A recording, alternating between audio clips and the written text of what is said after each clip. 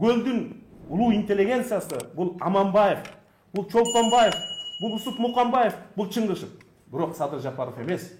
Ысык көлдүн аксакалдары, айланайын, бул тентек балаңар эл укпай атат. Балким силер дугар. Эгер аксакал укпаса ал ким? Чакырбайсыңарбы? Көлгө алып кетпейсиңерби? 2 жыл губернатор болуп иштесин. Өссүн, өнсүн.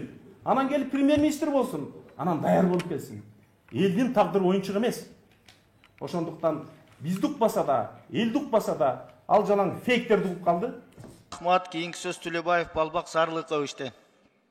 Урматтуу төрага, урматтуу депутаттар. Каныбек Капашевичтин трибунада турганы бул президенттин жаңы саясатынын белгиси. Бул киши келсе, бүгүлөсүңөр, чөгөлөйсүңөр, Түркменистан болот дегендер Европада посол болуп отурат эки жерде.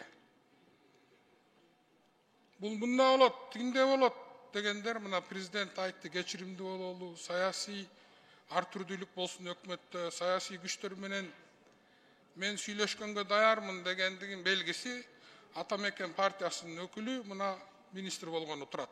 Буйрса дейличи, буйрганы. Каныбек Капашевич Ысык көлдүк аксакалдарга бир кайрылып койбойсузбу ушул жерден?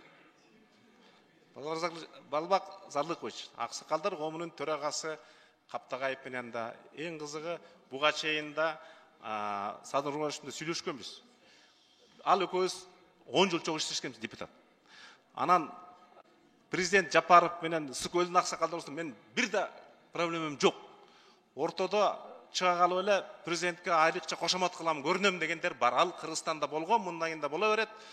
Мага ишенип чоң тармакты бергендиги, демек президенттин андай ичинде кек сактап, таарынып, андай маселеден бийигирээк, мамлекеттин кызыкчылыгын бийик койгондун күбөсү ошого жообу.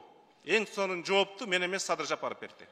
Каптагаев аксакалдар Каптагаевка кайрылдыңыз белесиз убагында. Каптагаевка кайрылган эмессиз да.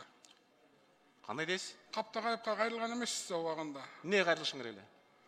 Сиз шайлоонун убагында көлдүн аксакалдарына ошол убактагы президент Садыр Нуркожоев. Сиз билим берүүгө байланыштуу. Бир мүнөткө айтышпаңыз. Кайра өзүңүз саясатташып атасыз. Мен сөз бере элекмин сизге, Каныбек сөзүм Капаш, бүтө элек. шашпай, Сиз сабыр депутат кылып эмессиз угуп азыр. Сиз депутат эмессиз, мен депутатмын. Сиз аткаруу бийлигине бараткан киши катары сабырдуу болуңуз.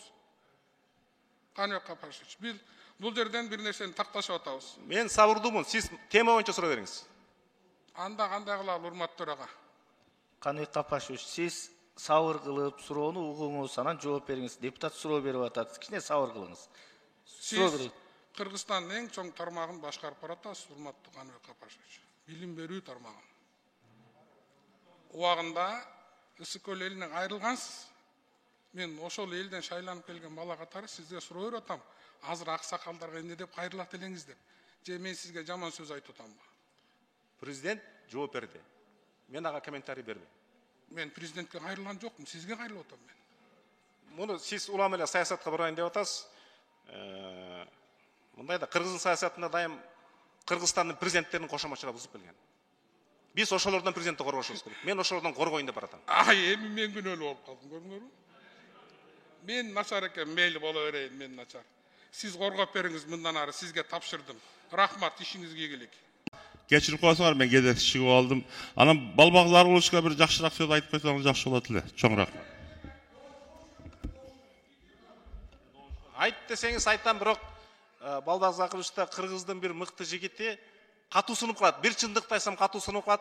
Мен өзүнө жеке барып айтам. Айтайынбы? Кой. Бу жерде мындай суроолорго жооп бергиле, андай нерселердин кереги жок. Анда мен спикердин кабинетинен айтайын, күбөнү чакырып туруп айтайын сизге. Жок. Айтайын сизге? Каныбек Капашевич, сабыр кылсаңыз мындай сөздүн кереги жок.